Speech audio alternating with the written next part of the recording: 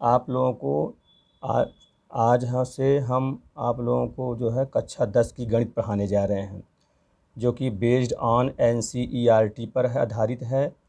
इसमें गणित में सबसे पहले चैप्टर 2 जिसका चैप्टर का नाम है बहुपद, जिसको अंग्रेजी में पॉलिनॉमियल कहते हैं, ये हम आप लोगों को पढ़ाने जा रहे हैं। इसे आप ठीक से समझिए। तो बहुपद, जिसको अंग्रेजी में पॉलिनॉमियल कहते हैं, ये पॉलिनॉमियल है क्या?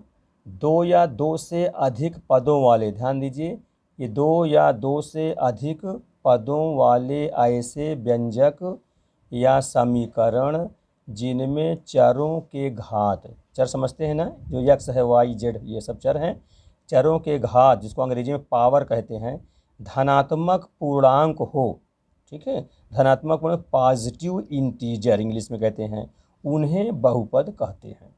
ये धनात्मक पूर्णांक क्या है? जैसे नेचुरल नंबर है, 1 2 3 4, प्राकृतिक संख्या जिसे कहते हैं, उसे धनात्मक कहते हैं, धनात्मक पूर्णांक कहते हैं। 1 2 3 4 5 6 इस प्रकार बढ़ते चले जाएंगे।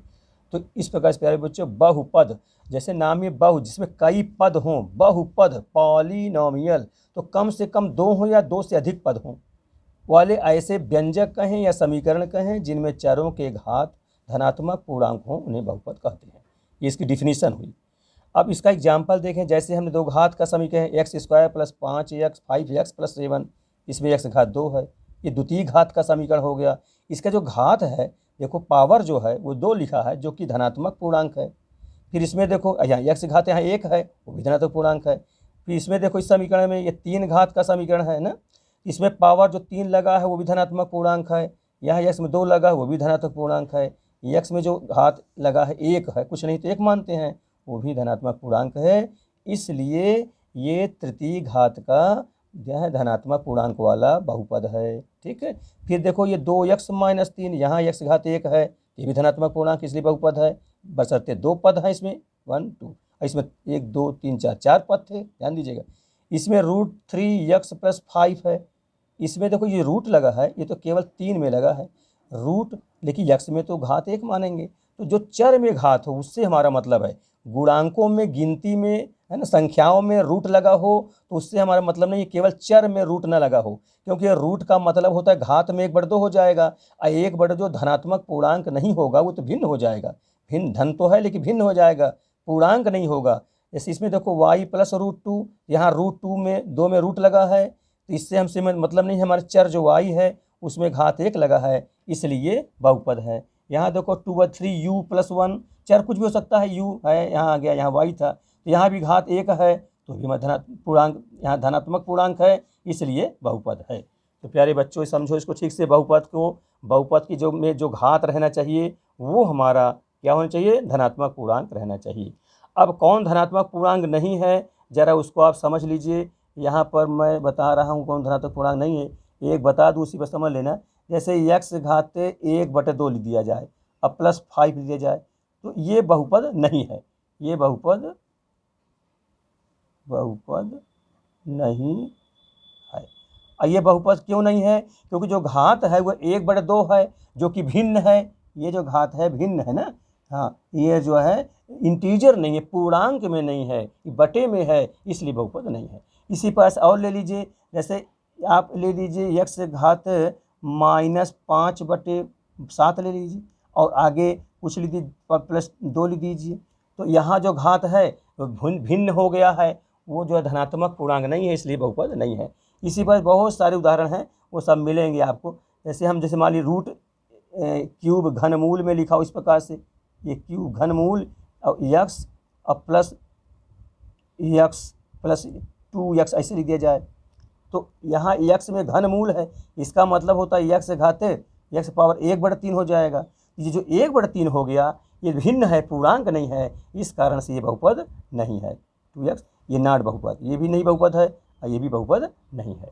ठीक है स्टूडेंट, इसको समझने का प्रयास करिए कि बहुपद में जब घात उसकी धनात्मक पूर्णांक होती है तभी बहुपद होता है, अन्यथा बहुपद नहीं होता।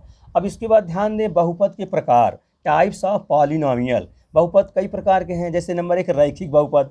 तो रैखिक को अंग्रेजी में लीनियर पॉलिनॉमियल्स कहते हैं। रैखिक मतलब क्या होगा? जिनमें चर की घात 1 हो, यानी कोई घात ऊपर ना लगाओ तो 1 मानते हैं, तब वो रैखिक होता है। जैसे हमने दिया 2x + 5, यहाँ x घात 1 है तो इसलिए रैखिक है। यहाँ देखो √5y + 7, y में घात 1 है इसलिए रैखिक है। यहाँ x - 2/11 घात 1 है इसलिए रैखिक है।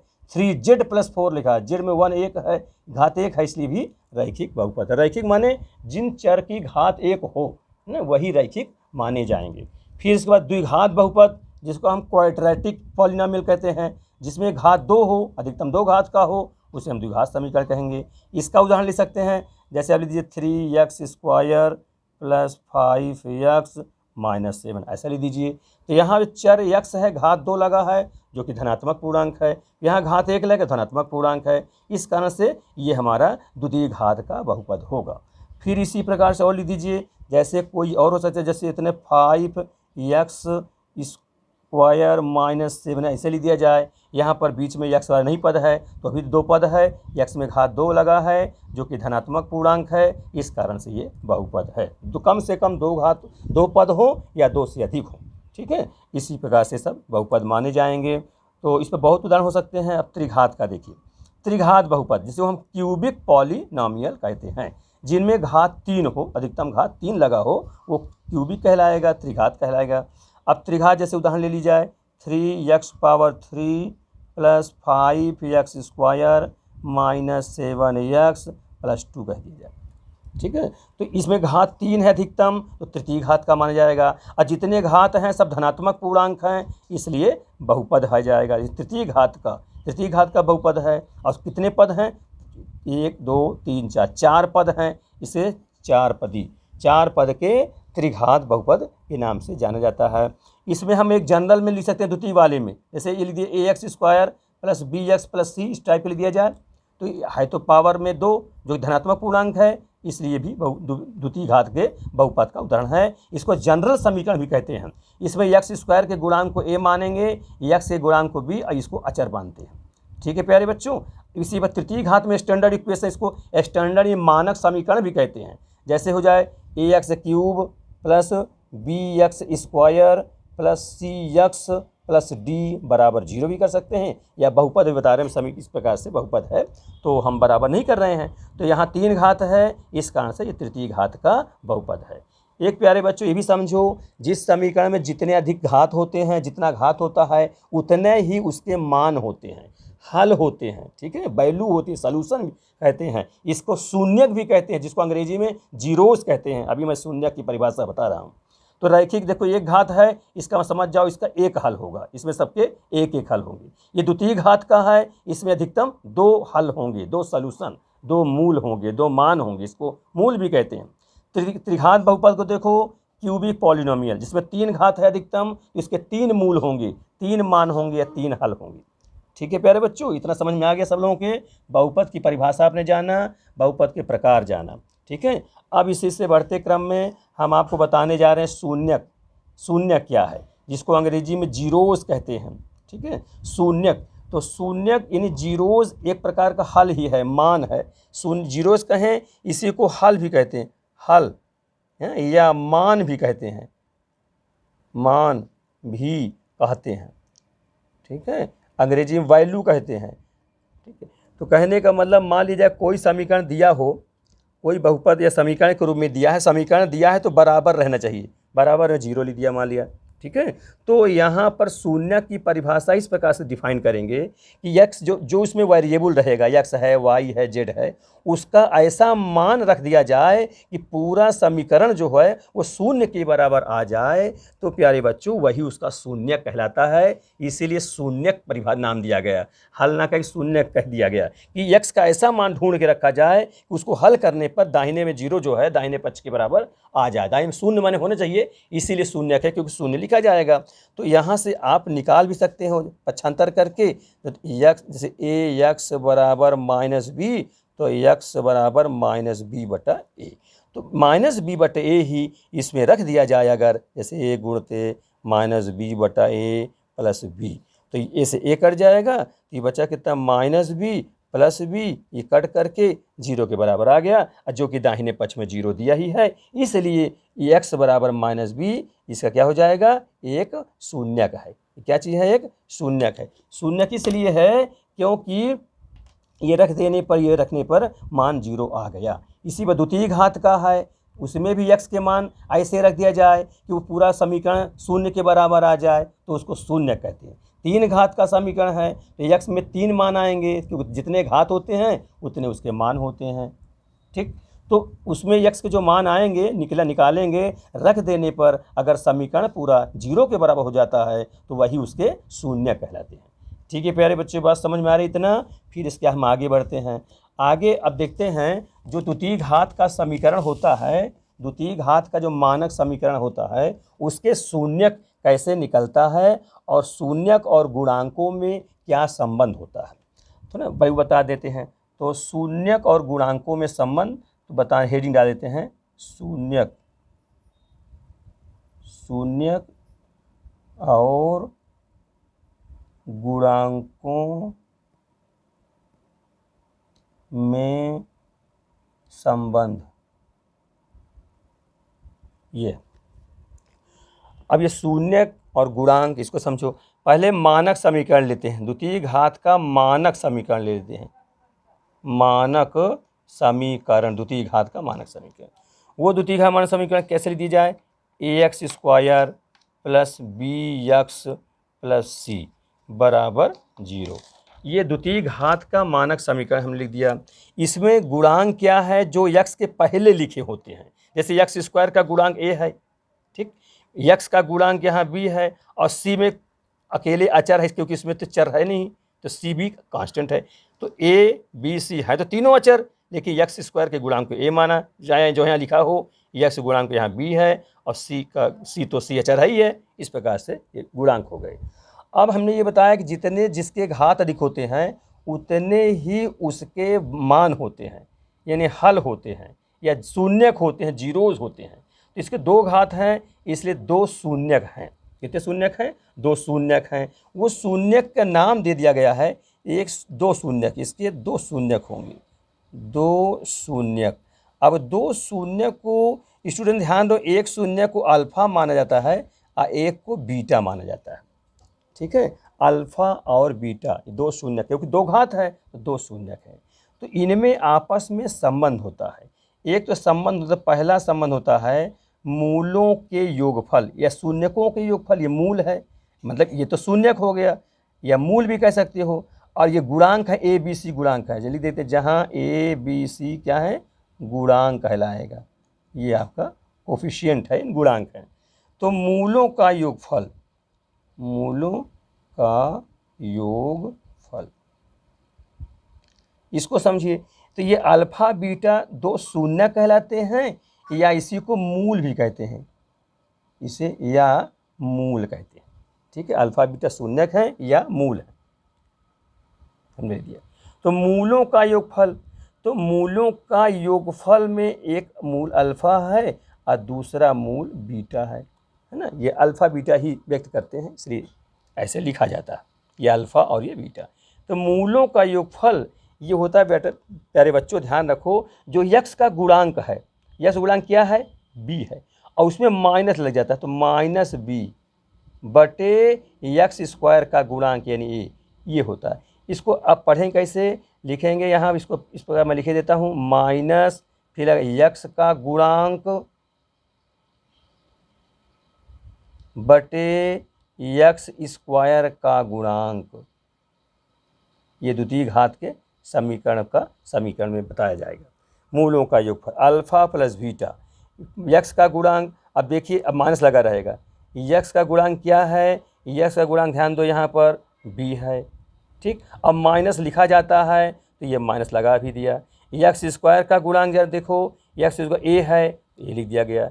इसलिए प्यारे बच्चों मूलों का योगफल माइनस बी बटे ए, और उसको किससे याद रखेंगे, यक्स का माइनस करके, माइनस यक्स का गुणांक बटे यक्स स्क्वायर का गुणांक। फिर नंबर 2 देखें, मूलों का गुणनफल, मूलों का गुणनफल, इसको आप लोग समझें। मूलों का गुणनफल, यहाँ योगफल तो प्लस किया अब गुणनफल में अल्फ़ा इंटू बीटा ये है, यहाँ कुछ नहीं है तो इंटू मानेंगे, अल्फ़ा इंटू ये क्या होता है, अचर पद। एक बार लिखी दे तो पहले सूत्र जिस ढंग से याद रखो, अचर पद जो उसमें अचर हो, अब बटे एक्स स्क्वायर का गुणांक, एक्स स्क्वायर का गुणांक।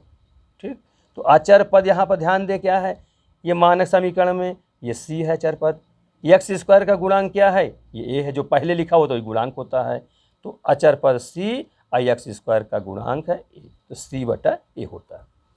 ठीक, इस प्रकार से ये मूलों का योगफल और ये मूलों का गुणनफल है। तो प्यारे बच्चों ध्यान रखो ये मूल है, ठीक है, ये उधर क्या है, ये गुणांक है, देखो ये सब गुणांक है तो ए बी सी, तो ये मूल योग माने मूल और गुणांक है ना, मूल है इधर गुणांक है, ये मूल है इधर गुणांक है सी बटा ए, तो मूलों और गुणांकों में संबंध, मूल और गुणांकों में संबंध, हेडिंग पड़ी है कि मूलों, ऐसा शून्य को दूसरा नाम कहा हमने मूल भी कहेंगे, इसको हम लोग मूल भी कहेंगे। ठीक है, मूल मान हल मूल कहें या शून्य कहें, और गुणांकों में संबंध। शून्य तो इसलिए कह देते हैं कि यक्स का मान रख देने पर पूरे समीकरण का मान 0 आ जाता है तो शून्य हो जाता है। ठीक, अब ये दो मूलों का योगफल और गुणनफल बता दिया, द्विघात का भी 3 घात का भी बताएंगे, पहले इतना 2 घात का क्लियर कर लें तो इससे रिलेटेड पे सवाल भी बता दें, फिर आगे बढ़ते हैं। अब थोड़ी सी बात शून्यक पर और हम चर्चा करेंगे। शून्यक जो ये बताए हैं अभी हम कि मान रख देने पर पूरे समीकरण का मान 0 हो जाता है तो वो शून्यक या जीरोज कहलाता है। ठीक, जीरोज कहलाता है।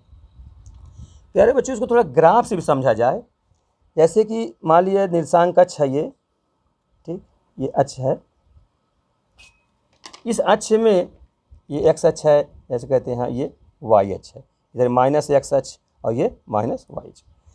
कोई रेखा यहाँ हम खींच दें या कोई वक्र खींच दें, तो मान लिया रेखा हम खींच इस प्रकार से खींच दिए हैं, तो ये रेखा एक्स अक्ष पर यहाँ पर है ना, एक्स अक्ष पर इस पॉइंट पर मिल रही, पॉइंट का नाम पी है, तो यहाँ पर मिल रहा है, तो जिस पॉइंट पी पर मिल रहा है यहाँ वाई का मान नहीं है। क्यों? क्योंकि वाई तो ऊपर जाने पर या नीचे आने पर मिलता है, तो यहाँ पर प्यारे बच्चों वाई का मान यहाँ पर क्या होगा, इस पी पॉइंट पर, पी पॉइंट का वाई का मान 0 होगा, 0 होगा।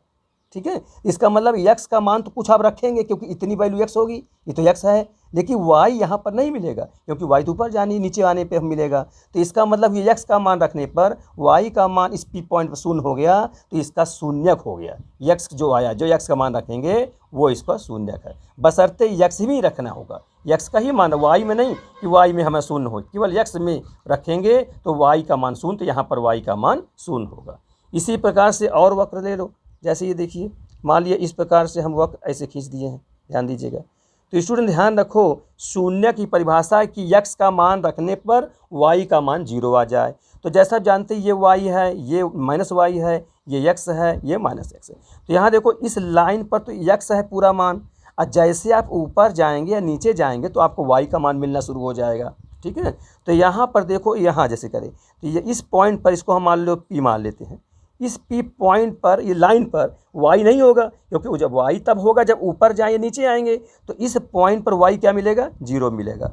ठीक है, तो यहाँ पर मतलब शून्य खोए क्योंकि वाई का मान 0 है। फिर यहाँ पर देखो, यहाँ पर शून्य, इसको क्यों मान लेते हैं, क्योंकि यहाँ पर वाई नहीं है, एक्स का मान कुछ रखेंगे, ये मूल भी मान लेते हैं, वो लिख देते हैं, वो लिख देते हैं। फिर यहाँ पर देखो, यहाँ पर भी वाई नहीं मिलेगा क्योंकि एक्स अक्ष पर कट कर रहा है, तो यहाँ पर शून्यक है। ठीक है, इसका मतलब कि कोई वक्र है उसके शून्य की संख्या बतानी हो तो एक्स अक्ष पर जितने बिंदुओं पर काटता हो वही उसका शून्य कहलाता है, शून्य की संख्या कहलाती है। ठीक है प्यारे बच्चों, इसको ध्यान से समझिए, एक्स अक्ष के जिन जिन बिंदुओं पर काटता हो वही उसके शून्यक हैं, यानी एक्स के मान है ना। तो एक्स का मान रखने पर पूरे समीकरण का मान 0 हो जाए। अब पूरा समीकरण मतलब वाई, क्यों, क्योंकि जैसे हमने लिया, मान लिया वाई बराबर ax² plus bx plus c, तो यहाँ x का मान हम ऐसा रख दें कि पूरा मान 0 हो जाए। जब पूरा मान 0 होगा तो वो y तो मिलेगा, तो y कहाँ पे, यहाँ पर तो y 0 होगा, यहाँ पर भी y 0 होगा, यहाँ पर y 0 होगा। ठीक, इसी प्रकार से छोटा सा कोई उदाहरण और लिए, जैसे y बराबर ले दिया जाए 3x - 5, छोटा सा। तो यक्स का हम क्या मान रख दें कि वाई शून्य हो जाए। तो यक्स का मान अपने सोच लो, या इसको बराबर 0 कर लो, या ऐसे समझते हैं तो 3 लिख दिया है इंटू। अब समझिए हमको काटना है तो हम क्या कर दें कि कट जाए 5/3। ठीक है, इसको अपने समझ लें कि 3 से 3 कट जाएगा, ये 5 बचेगा, अब बगल में -5 आई है तो इससे ये कट जाएगा, 0 आ जाएगा।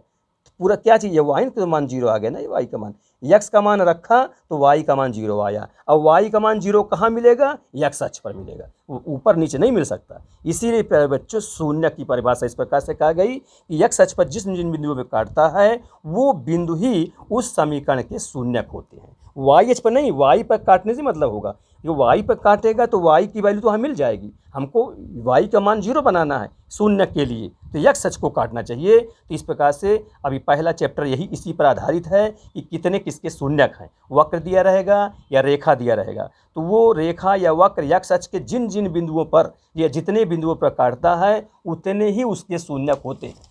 अब पहली प्रश्नावली मैं शुरू करता हूँ, फिर इसके बाद और इसके बारे में विस्तार से चर्चा करूँगा। तो ध्यान दो प्यारे बच्चों, दूसरा बहुपद चैप्टर 2 का पहला सवाल। अब ध्यान देखिए, इस NCERT बेस्ड पर है, इसके साथ आप लोग ठीक से पढ़ें। अब नियमित ढंग से आपको ठीक से सारी चीज़ पढ़ाई जाएगी, सब आपके समझ में आएंगे।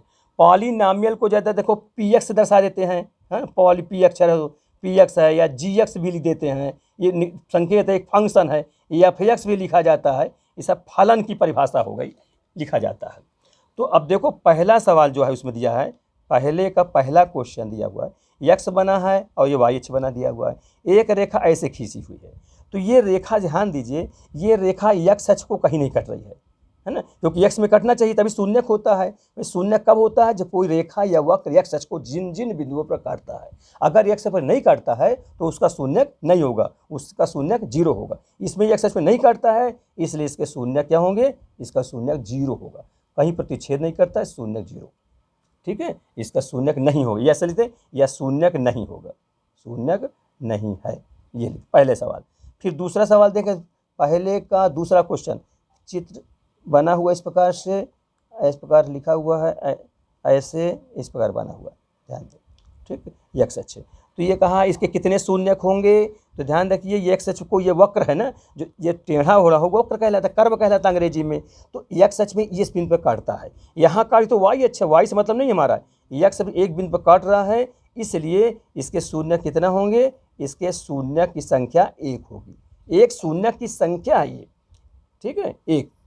मैंने ये पूछा शून्यकों की संख्या बताओ, ये शून्यकों की संख्या है, ये यक्स का मान नहीं, उसका हल नहीं है, ये शून्यक की संख्या, शून्यक की लिख देता हूँ, शून्यक की संख्या। ठीक, शून्यक की संख्या 1। फिर तीसरा में देखिए इसी प्रकार से है, ये ऐसे बना हुआ इस प्रकार ग्राफ, ऐसे ऐसे बना हुआ। ठीक है, तो यहाँ प्यारे बच्चों देखो ये वक्र जो है यक्स अक्ष कितने बिंदु पर काट रहा है, 1 बिंदु, 2 बिंदु, 3 बिंदु, तो 3 बिंदुओं पर काट रहा है, इसलिए प्यारे बच्चों इसके शून्यकों की संख्या 3 हो।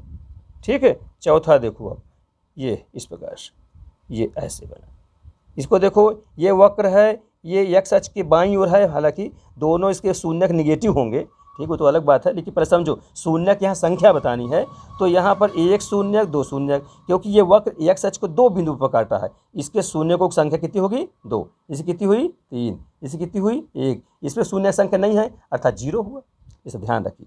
फिर 5वां नंबर इसी प्रकार से ये वक्र है, इस प्रकार बना हुआ है,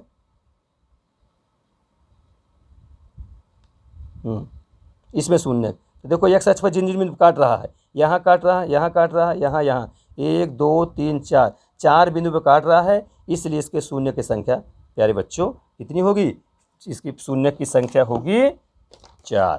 ठीक है, अब आगे देखिए, आगे इसी पर बताने जा रहा हूँ मैं आप लोगों को।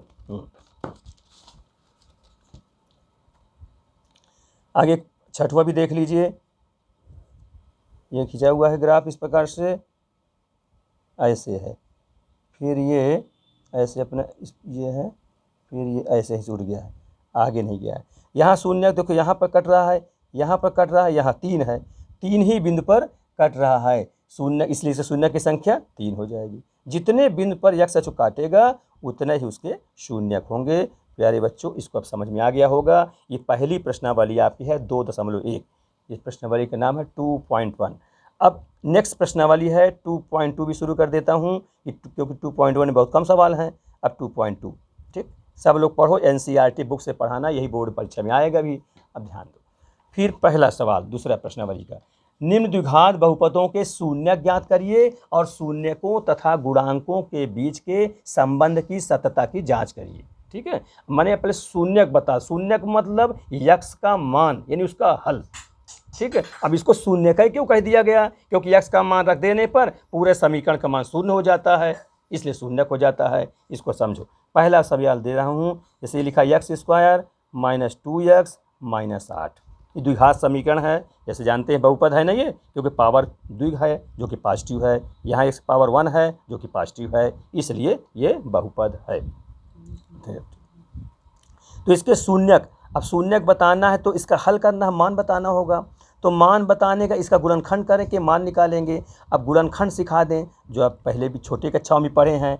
गुणनखंड का तरीका ये बेटा कि बीच वाले पद को, जो भी बीच में लिखा हो, ऐसे दो भागों में तोड़ा जाए कि जोड़ने या घटाने पर उतना ही आवे जितना बीच में मध्य में रहे, लेकिन उन्हीं जिन दो भागों में तोड़ेंगे उनका आपस में अगर गुणा करें तो प्रथम पद और अंतिम पद के गुणा के बराबर आ जाए। इसको ध्यान रखिए, मैं जो बता रहा हूँ। देखो बीच वाले को तोड़ना है तो तोड़ रहे हो, देखो x² माइनस लिख देते, ये 2 है, इसको अगर हम 1-1 में तोड़ लें, अब बाहर अपने x चर है तो वो चर लिख देते हैं, लेकिन ध्यान रखो हमको 8 लाना है, तब गड़बड़ हो जाएगा ना बेटा। हाँ, इसलिए जब ये हो जाता तो इसको ऐसे नहीं कर सकते ना, ध्यान दो। क्या करेंगे, जैसे देखो x² यहाँ 8 है, तो ऐसा करेंगे कि यहाँ 1 छिपा, यहाँ -8 छिपा, तो -8 करना, 8 माने -8 होना चाहिए, ऐसे मिडिल को तोड़ना है। अगर ये कब होता, जब यहाँ पर 2 होता तब 1-1 में तोड़ लेते। ठीक है, ध्यान दो, x² माइनस, ये 2 है, इसको सोचिए 4 - 2 में अगर हम तोड़ लें तो ध्यान दो बेटा, 4 में अगर 2 घटाएंगे तो 2 आ जाएगा, यहाँ देखो 2 मिल रहा है। और अगर 4 को ऋण 2 से गुणा करेंगे तो 4 दूनी 8 -8, यहाँ भी देखो यहाँ 1 छिपा मानते हैं कुछ ना हो तो, और यहाँ -8 है, तो -8 करना -8 हो जाएगा। तो प्यारे बच्चों यही गुणनखंड तरीका ठीक समझ लीजिए कि बीच वाले पद को ऐसे दो भागों में तोड़ा जाए कि जोड़ने या घटाने पर, दोनों शब्द क्यों कहा, जोड़ना घटाना, समान चिन्ह रहेगा तो जुड़ जाएगा और विपरीत चिन्ह रहेगा तो हट जाएगा। यहाँ देखो विपरीत चिन्ह लिखा हो, विपरीत क्यों लिखा, क्योंकि अगर 4 लिखा धन 2 लिख देते तो 6 हो जाता, यहाँ तो 6 है नहीं है ना, तो इसलिए गलत हो जाता, इसलिए ऋण कहना पड़ा। तो अब ये ऋण अपना ये चिन्ह बाहर लिख देते हैं तो सब आराम रहता है, दोनों को कोष्टक में करना चाहिए ना। तो ये हो गया, अब फिर बगल में -8। ठीक, आगे बढ़ते हैं। इसके बाद देखिए फिर ये हो जाएगा x², इसको आप खोल दीजिए तो -4x हो जाएगा, और ये माइनस और माइनस मिलके प्लस हो जाएगा, +2x हो जाएगा, अब -8 हो जाएगा। फिर देखिए अब ये 4 पद में कन्वर्ट हो गया, 3 पद था 4 पद में हो गया। अब 2 पद को लेकर के आप इनमें कॉमन बनाएंगे, कॉमन जो पद दोनों मिलता रहेगा उसको बाहर कर लेंगे। ये गुणनखंड करने का तरीका है ये। ठीक, तो x कॉमन है यहाँ पर, x कॉमन, यहाँ x और यहाँ से -4, फिर यहाँ से देखो प्लस, यहाँ 2 है यहाँ 8 है, 2 कम कॉमन माने उभयनिष्ठ, उभयनिष्ठ जो दोनों में कम हो वही कॉमन हो जाता है। 8 में तोड़ लेंगे, 4 गुणते 2 तो वही 2 मिल जाएगा, 2 बाहर कर लेंगे, यहाँ क्या बचेगा x, ये माइनस, ये अपना चिन्ह है। फिर यहाँ कितना लिख दिया जाए कि गुणा करने पर इतने आ जाए, तो 4 हो जाएगा, 4 दूनी 8। ठीक है प्यारे बच्चों, अब ध्यान दो, ये दोनों कोष्टक में दोनों संख्याएं जो गुणनखंड के अंदर हो उसमें एक समान हो, तभी जानो वो सवाल सही है, तभी तो कॉमन ले पाओगे। x -4 है और यहाँ भी x -4 है, तो ये x -4 अब दोनों से कॉमन हो जाएगा, तो यहाँ से x बच जाएगा और यहाँ से +2 बच जाएगा, ये। ठीक है, तो इस प्रकार से ये गुणनखंड हम कर रहे हैं। अब गुणनखंड से वो कहता है जीरोज बताओ, शून्यक बताओ, तो शून्यक बताना है तो इसको क्या करना होगा, 0 के बराबर करना होगा, क्योंकि पूरा मान तो y के बराबर है। ठीक, तो ये पूरा जो निकला ये y 0 के बराबर कर देंगे, तब तो शून्यक बता पाएंगे, क्योंकि शून्यक माने x का मान रख देने पर पूरा मान 0 आ जाए। तो अब चलिए इसको 0 के बराबर करेंगे, एक बार इसको भी 0 के बराबर, 0 से तुलना करेंगे, तो x - 4 बराबर 0, अथवा और x + 2 बराबर 0, और मैं अथवा ये चीज़ 0 अथवा ये चीज़ 0, तो ये दोनों उधर जाएगा तो x बराबर 4, ये उधर जाएगा तो x बराबर -2। तो प्यारे बच्चों ये आंसर हो गया। ये एक को मान ले अल्फ़ा, क्योंकि यहाँ जीरोज़ कहा है तो जीरोज़ में अल्फ़ा बीटा के नाम से प्रदर्शित करना अच्छा होता है और यही एक मूलभूत इसका सिद्धांत भी है, इसलिए अल्फ़ा बीटा माने कि एक्स नहीं लिखेंगे। अल्फ़ा बराबर 4 आ गया और बीटा बराबर -2 आ गया। हाई वही एक्स से ही समझेंगे, कोई दूसरा नहीं है। तो ये अल्फ़ा का मान 4 और ये बीटा का मान -2 आ गया। तो यही दो मूल हो गए। अब समझना ये है कि जो ये मूल आ गया तो कहते कैसे ये जीरोज़ कह दिए आपने, तो यही को ये मान को समीकरण में आप रख दीजिए। जैसे आप रखेंगे यहाँ पर बता रहा हूँ, जैसे पहले 4 रख दीजिए, 4 का वर्ग 16, फिर -2 और 4 से गुणा कर, 4 2 नहीं है 8 और -8। देखो 16 -16 कट कर 0 आ गया ना, इसलिए ये जीरोज़ है इस द्विघात समीकरण का। ऐसे -2 रख दीजिए, इसे में एक्स में -2 रखेंगे तो -2 का वर्ग, ठीक। ये बीटा ना, बीटा का मतलब एक एक्स का मान ही है, उसका नाम दिया गया अल्फ़ा और बीटा। तो यह -2 का वर्ग 4 हो जाएगा। यहाँ -2 रखोगे, ये माइनस पहले से है, 4 हो जाएगा, 2 4। अब -8 यही है, तो 4 4 8 -8 कर 0 हो जाएगा। तो प्यारे बच्चों समझ लीजिए 0 आ जाते हैं, इसलिए ये जीरोज़ कहलाते हैं, शून्य कहलाते हैं। इसको ध्यान से समझ लीजिए। तो इस प्रकार कहा गया है पहला सवाल में कि शून्य ज्ञात करिए, तो शून्य तो ज्ञात हो गए। ये दोनों क्या चीज़ ज्ञात हो गए? शून्य, ठीक है, जीरोज़ हो गए। अब कहता है शून्यक और गुणांकों के बीच संबंध की सत्यता की जांच करिए। अब इसको जांच देख कैसे करते हैं, सत्यता की जांच हम करा रहे हैं, है ना। जांच देखिए, जांच ध्यान दो बेटा, जो जांच का मतलब ये हुआ, जो हम अल्फ़ा प्लस बीटा और अल्फ़ा बीटा माने मूलों का योगफल और मूलों का गुणनफल, जो दो संबंध बताए हैं वही आपको याद रखना है और उसी में रख देना है। अगर दोनों पक्ष बराबर हो जाता है तो समीकरण सत्य हो जाता है, सही हो जाता है। ध्यान दीजिए, तो कहने का मतलब यहाँ मूलों का योगफल पहले लिखेंगे, है ना, जैसे मूलों का योगफल, ठीक है। अब मूलों का योगफल सम अंग्रेजी में कहते हैं, सम ऑफ रूट्स, अंग्रेजी क्या बोलेंगे, सम ऑफ रूट्स, ठीक। रूट्स माने मूल और सम में योग हो गया, ठीक। तो क्या है मूल का योग, अल्फ़ा प्लस बीटा, ठीक। ये कितना होता है -b/a, ठीक है। माने x का गुणांक, माने माइनस लगाकर x का गुणांक बटे x² का गुणांक, ये तो बता चुके हैं। तो इस मान भरते जाएं और दोनों पक्ष बराबर आ जाए तो सत्य हो जाए, जांच हो जाए इसका, ठीक। ध्यान, अल्फ़ा कितना है, अब 4 है तो यह 4 भर दीजिए। बीटा कितना है, -2 है तो प्लस माइनस का माइनस हो जाएगा, 2 दिए बराबर, फिर माइनस लगा दीजिए। बी का मान, यहाँ ध्यान दीजिए, यहाँ बी क्या होगा, यहीं मैं लिखिए तुलना करके। ध्यान दो प्यारे बच्चों, इसको तुलना किससे करोगे, standard equation ax² plus bx plus c, है ना, इससे तुलना करोगे तो a बराबर 1 हो जाएगा, b बराबर -2 हो जाएगा और c बराबर -8 हो जाएगा। ये a होता है, ये स्थान a का, ये b का और ये c का, इसी स्टैंडर्ड इक्वेशन है, इसी से तुलना कर लेनी चाहिए। तो वही मान यहाँ भर देना होता है। तो माइनस b का मान -2 आया है तो यहाँ -2 रख देंगे, बटा a का मान 1 है तो 1 लिख देंगे। तो ये माइनस माइनस प्लस हो जाएगा, इधर प्यारे बच्चों 2 आया, इधर लेफ्ट में देखो 4 में से 2 गए, 2 हो जाएगा, 2 आ गया। तो 2 बराबर 2, तो मूलों का योगफल दोनों पक्ष के बराबर हो गया, तो ये जांच हो गया, ठीक है प्यारे बच्चों। मतलब इस प्रकार